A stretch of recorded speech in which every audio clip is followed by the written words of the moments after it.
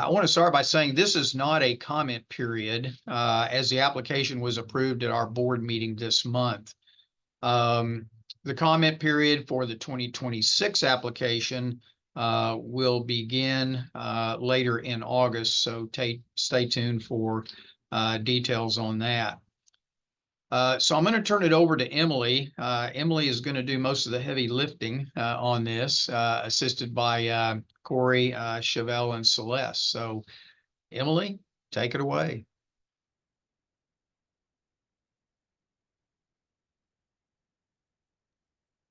Well, good afternoon or good morning, I guess. Hopefully everyone can see my screen at this time. We're just going to go through the application, hit some of the major changes. I'm sure all of you saw the red line. There seemed to be a lot of red throughout. We did do a bit of reshuffling on this application and change some words such as project to development, but this is mostly just to hit some key changes. Feel free to drop questions into the Q&A and Corey and staff will respond as we go. So starting off, we're going to start on page 5. This is available on the website if you'd like to go over it. We did make adjustments this year to our definition of activities for both home buyer and rental. Specifically, we no longer permit home buyer acquisition to be something that is done by a CHODO or developer. It needs to be exclusively done in the format of down payment assistance or home buyer assistance. We increased the maximum home buyer assistance amount from $14,999 to $18,999 per household. Also this year, we included a definition for substandard as provided by HUD as for what we will be looking for whenever developers complete the acquisition rehabilitation activity. As many of you all have emailed and questioned, at least one substandard requirement must be met, but there is no requirement for there to be more than one. Per our new rehabilitation standards, the scope of rehabilitation will need to expand beyond just that one severe deficiency, but not all deficiencies need to be substandard. We've also updated our definitions for rental on page 6 and 7. Putting in a minimum investment per property on rehabilitation and just providing some guidelines. Moving on to page 9, the next major change is going to be a clarification on accessory structures.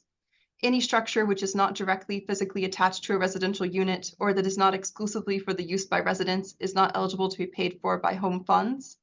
This includes, but is not limited to, community facilities, storage units, garages, and storm shelters which are not physically attached to the units.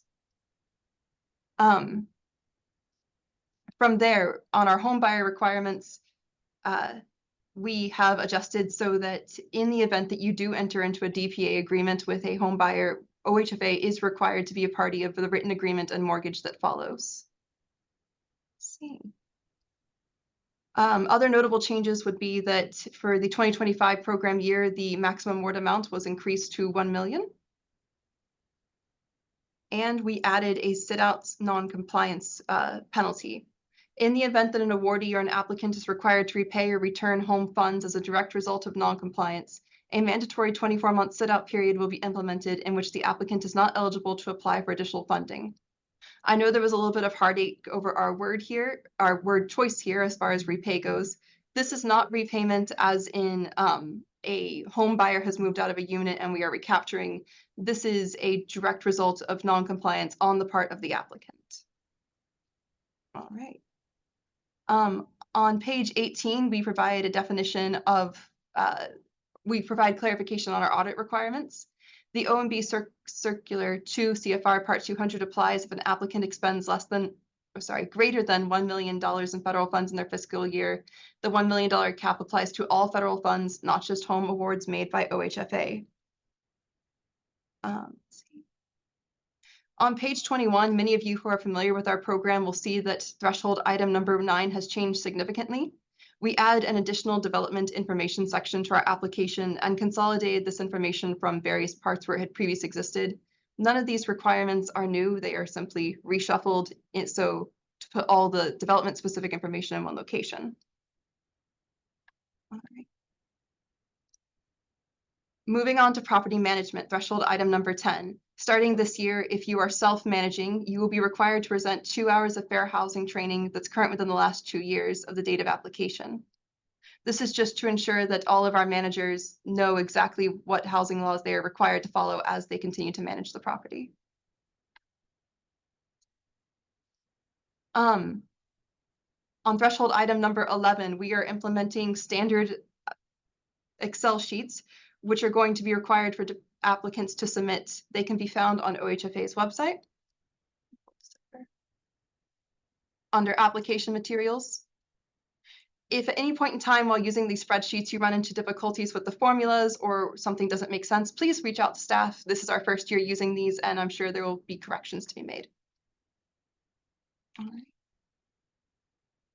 And then, of course, in this section, we did make changes to the way that we are administering the developer fees. Developer fees are, if they are applicable, developer fees will be considered separately from other soft costs, not to exceed 15% of the total home funds, including the developer fee. The budget should clearly delineate which sources or funds will pay for the developer fees. For home rental activities in conjunction with tax credits, home funds may not be used to pay for the developer fee. For home buyer new construction and rehabilitation, as well as for rental new construction, the developer fee must not exceed 15% of the total home funds. That is to say, we did not change it from the way that it was previously being administered. For rental acquisition rehabilitation, the developer fee may not exceed 15% of the total home funding and must be proportional to the amount of home funds invested into an acquired unit. In order to receive the full 15% fee, the cost of rehabilitation must be greater than or equal to 35% of the amount necessary to acquire the property. A table is provided below to give you a quick estimate. If you have specific questions about that as you go to fill out your application, please don't hesitate to reach out to staff. We'd be happy to help. We also provide clarification that for home buyer assistance and tenant-based rental assistance, the applicant will be classified as a subrecipient and thus will not be eligible for a developer fee. All right. The next major change happens with our two trainings, the HUD-Weiser and the Home Fair Housing training. For environmental training, OHFA staff are going to require that the training be retaken every 3 years. We understand that HUD does not provide updated transcripts or certificates. If you've taken it in the past, please provide your original transcripts and then information as to when it was most recently taken. The statement should include the name and the position of who took the training and the date that the most recent training was taken on. On the fair housing training, OHFA will be accepting the building home online training modules as provided on the HUD Exchange as sufficient for home training. To document this training, please include your HUD transcripts.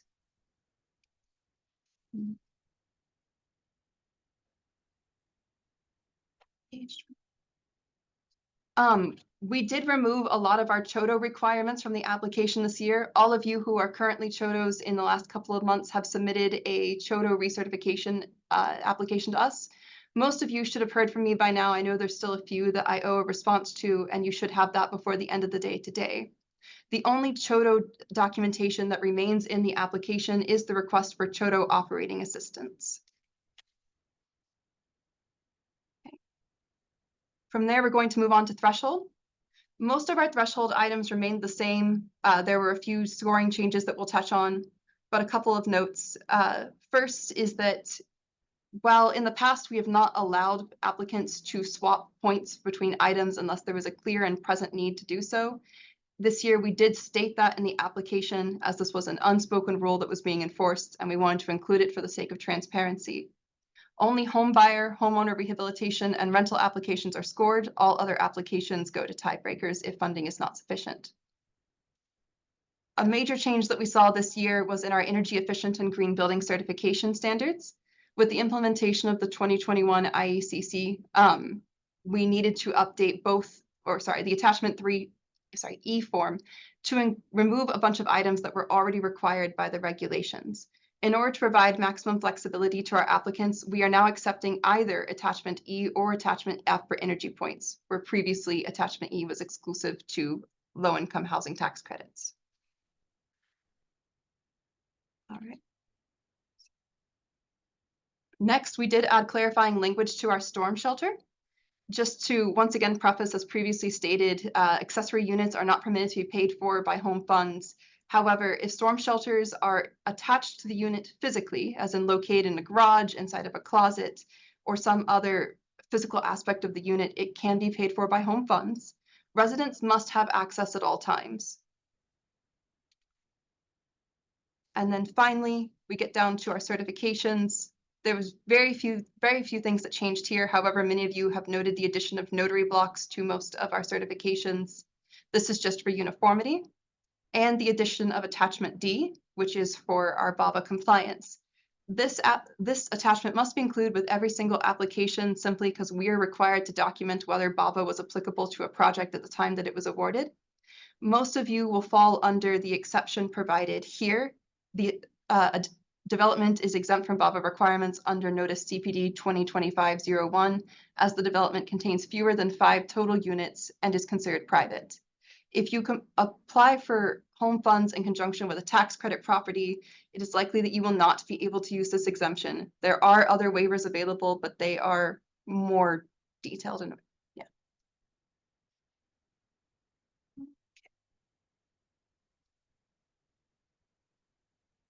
See, sorry. That is everything that we have on the application. I know that we had other questions. Please repeat the point swap information, of course. So in the past, we've not permitted individuals to swap out points if you elected to provide Energy Star windows or visitability or really any points. It wasn't just energy efficiency. If you elected to receive points, we were not allowing you to trade those out unless there was a significant reason why you couldn't comply, such as windows not being available or a significant design issue that wasn't considered at the time of application. It had to be infeasible to comply. We had always enforced this, and I know many of you who we've worked with have been had to work through us with that process in the past. Because this was a rule that we were enforcing but had never explicitly written, we included it in our application so it was clearly stated going forward.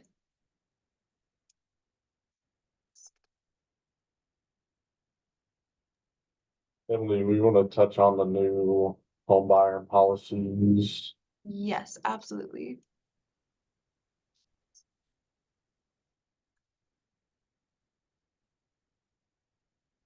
So many of you are aware that we've recently released new home buyer policies and procedures. These went out a couple of weeks ago via email and are now available on OHFA's website. This applies specifically to those who are doing a home buyer acquisition rehabilitation or sell, but on the aspect that it is being now sold to the home buyer, as well as any of our grantees that run down payment assistance programs.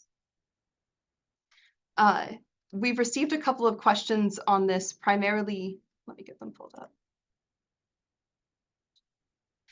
Primarily regarding when these are applicable. Going forward, we're going to ask that anyone who has an active project, please try to apply these, but it will definitely be applicable to any 2025 going forward. Some items that are required that we cannot waive is that we did update our recapture agreements here at the end. This is approved by HUD and must be applied going forward. We cannot make exceptions for it. We are also going to require that OHFA be partner to any written agreements or mortgages entered into with home buyers going forward.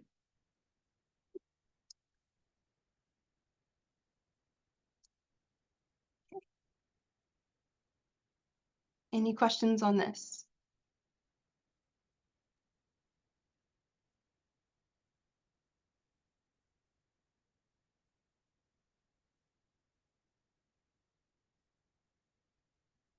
Do we want to talk about the update for rehab standards really quick as well? We can, yes. If I missed those, just the fact that we've updated them recently.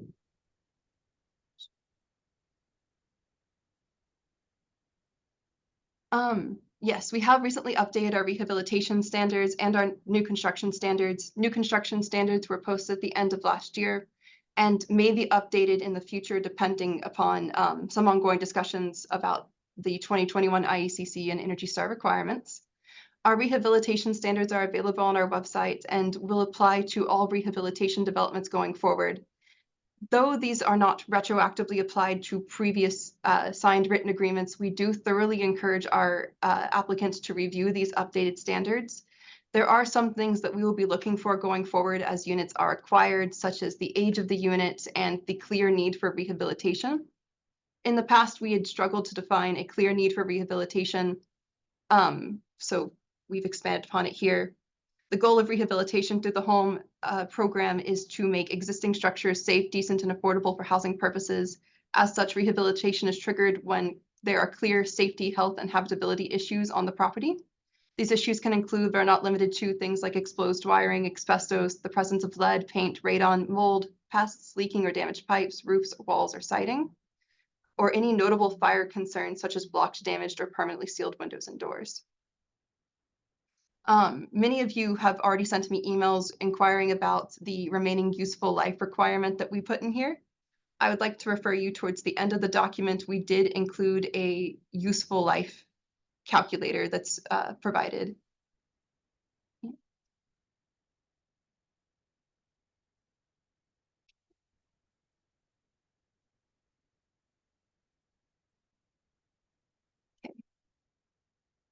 Where did the age unit requirement come from? This isn't, I'm sorry, we received a question. It says, where does the age unit requirement come from? This isn't a HUD requirement, so why is it not disclosed? We put an age limit in there because we frequently saw units being acquired that were 2, 3, and 4 years old, which clearly did not have a notable need for rehabilitation. This was leading our developers into some dangerous territory that I'm sure many of you have followed when it comes to developer fee and what we're able to pay.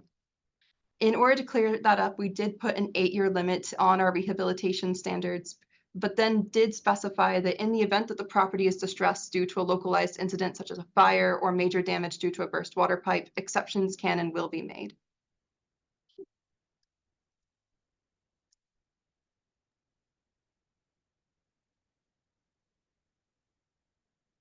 Anybody else?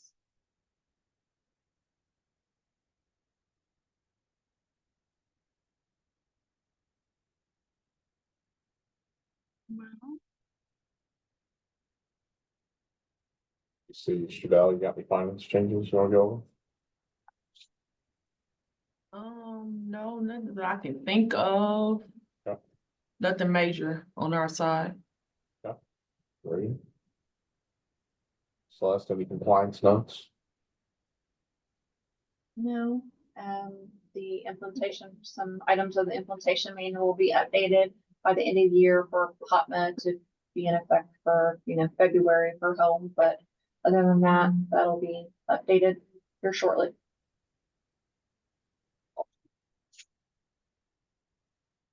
Emily, we want to remind everybody when the first deadline is. yes.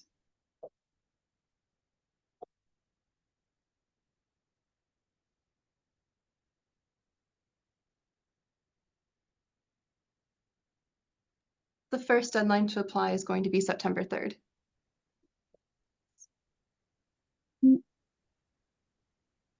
We can certainly, sorry, hi, Christy. We can certainly work on getting the recording sent out after the fact, yes.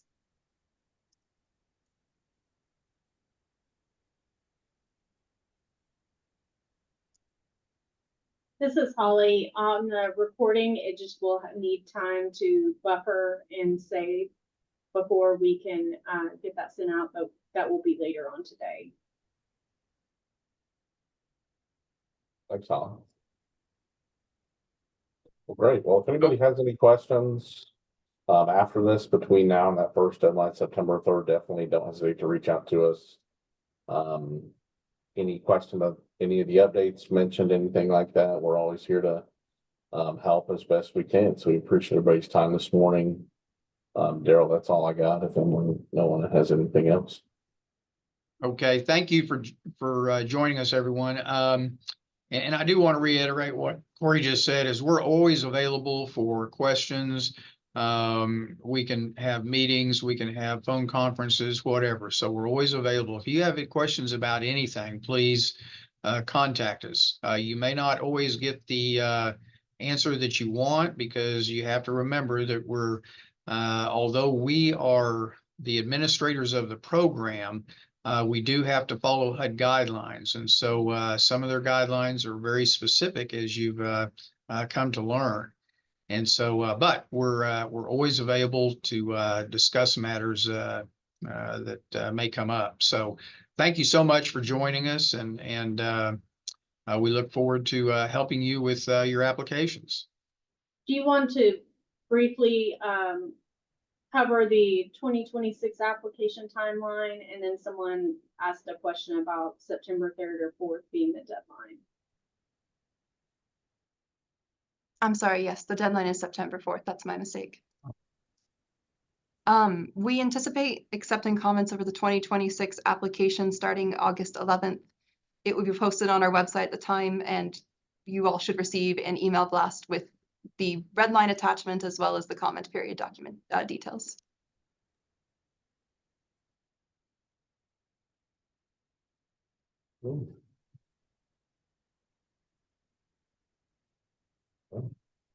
Well, thanks for your time, everybody. I Thank think we're you. done. Yeah.